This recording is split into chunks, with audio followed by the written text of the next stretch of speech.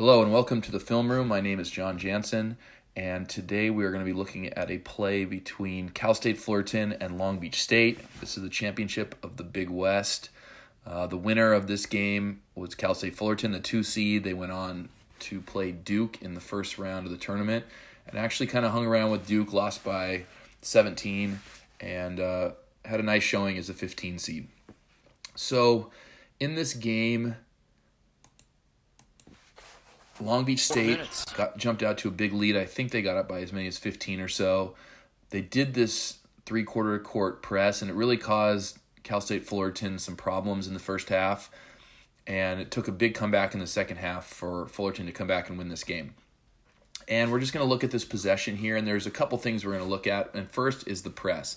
So I've always taught that when you break a press, you want to break the press to score.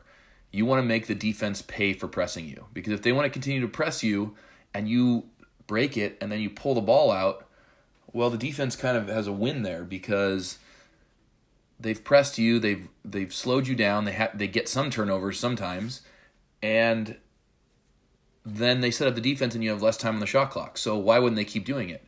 Well, the way to get them to stop doing it is to score on them. And so the first thing I want to look at here is a missed opportunity for Cal State Fullerton to score. So what we're going to see here is a pass over the top here. And as you can see, we have a 3-on-2 situation here.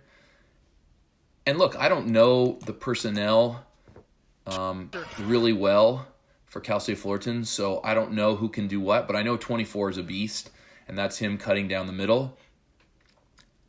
So I thought when he first catches the ball, and I know this guy's moving in full speed and we're looking at it in slow motion, when he catches the ball, he's ahead of this guy. So if he turns, he could take the ball to the basket.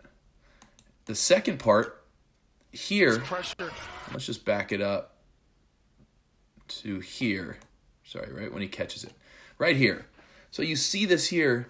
Number one, this player on the far side should be diving to the basket, right? Because we want to get a layup.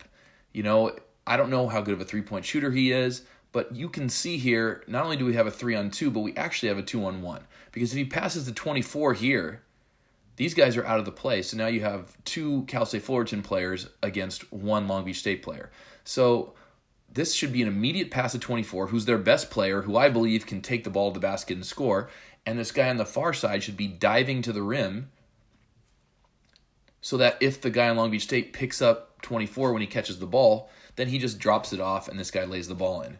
So we really miss an opportunity to make them pay for trapping, make them pay for pressing. And I think this is a first mistake here by Cal State Fullerton, because they have this opportunity with a numbers advantage here, and 23 here just doesn't throw the pass. And then, you know, it's a thing where you only have a second. You know, it's either there or it's gone. And he doesn't make the pass. He lets the entire defense set up. And now, look, Long Beach State has pressed them 3 quarters. They've killed off 8 seconds of the shot clock. There's no advantage for Cal State Fullerton. And Long Beach State was getting steals out of this. So all you're doing is showing them that they should continue to press because there's no consequences to it. So that's the first part where I thought that they could get the layup here. And we're going to let this run for a second. And like I said, 24, I don't know how many people saw this game or even the game against Duke. He had a really nice showing in the game against Duke. He played really strong. He scored on some of those elite Duke players, and he just had a really nice all-around game. So he's going to come over here, get the tempo, and he sets this ball screen, okay? And you see this ball screen, and he gets the switch that he wants. And he starts to seal, and that's good. Now, what we want from this guy is to go towards the middle so that he has a passing angle here. Because do you see the player on Long Beach State is playing on the low side? So right here, this is not a good passing angle. Now, I always teach you don't go opposite to opposite. And this is going to be hard to explain, but if the defender is on the right side, on the low side, you never pass to the inside here because you're passing across bodies and there's too many hands there. You want to pass low side, low hand to low side or high hand to inside. You don't want to pass low hand to high side because passing across and a lot of problems can happen. So we want this guy to get to the middle where he can make a left-handed pass back into 24's body. But that's okay. So he starts to do this, which is great. And we see the seal by 24. Now, the first thing here, he kind of breaks the seal. And you're going to see this happen a couple times in this play where 24 loses his seal. So he's got this guy on his back. And right here, he should be boxing this guy out because 11 has no chance against him. He's way too small. And all you have to do is post up almost like you're being fronted and just put your front hand up and look for a pass to the rim. Because even though this guy's back here in help side, if the ball's thrown to the rim, he probably can't get there. So he gets all the way to the paint. And just a quick sidebar on the defense here.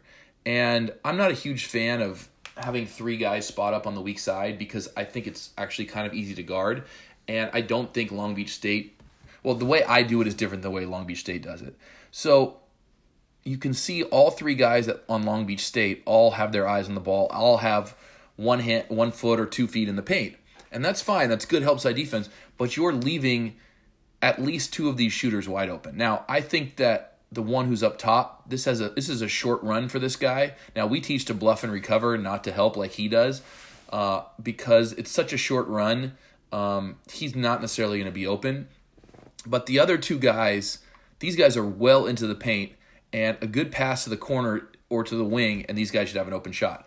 So from Long Beach State's perspective, what I teach is to have the bottom guy come all the way over where he is now, and then have the middle guy cheat all the way back and stay out there. Because he's not doing anything there. He's actually not really a help guy.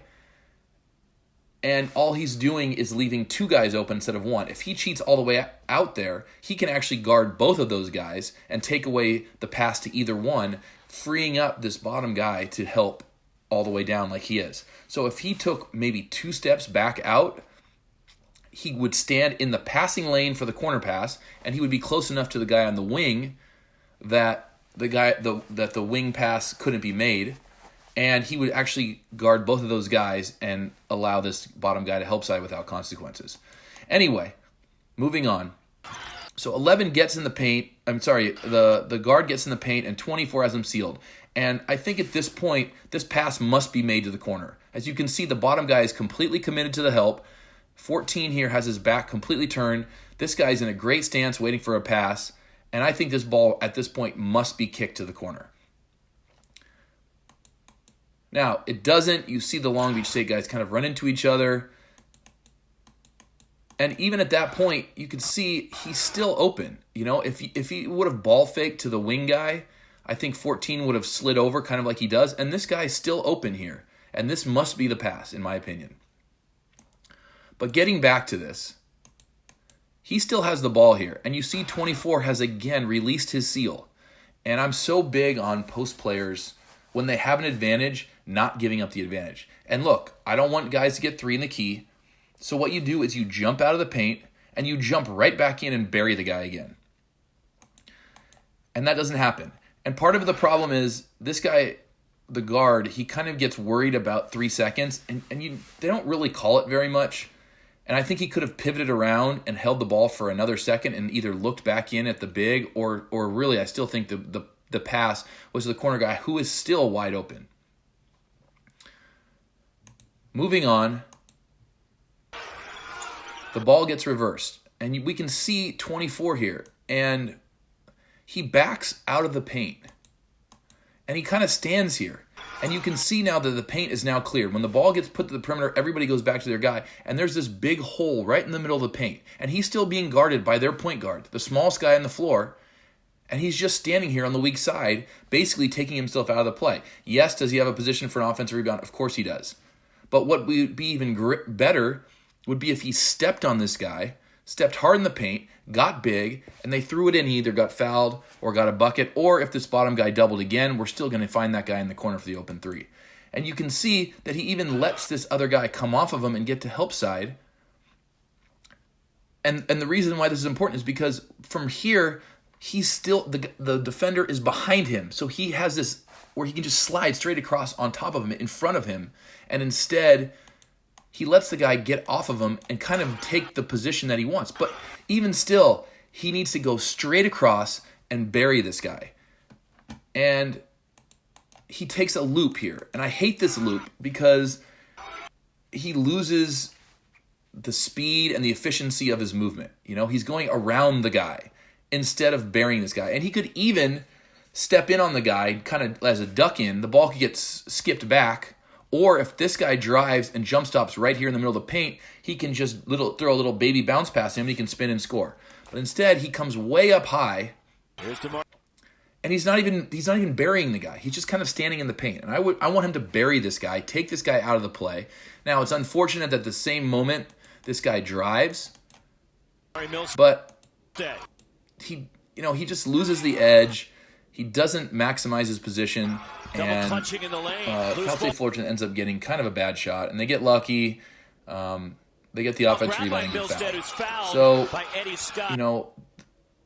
I wanted to show the press break because I thought they missed the advantage, but the point of this video here is 24 and taking advantage of your mismatch here. That's why you run a pick and roll, to get some kind of advantage. And whether it be a guard against a big or a big against a guard in the paint. And when you get that mismatch, you got to exploit it, because it not only opens up the big, but it opens up your other players when they have to help out. And he doesn't seal. He doesn't take a good path to a post up, and because of it, they end up not getting a great shot.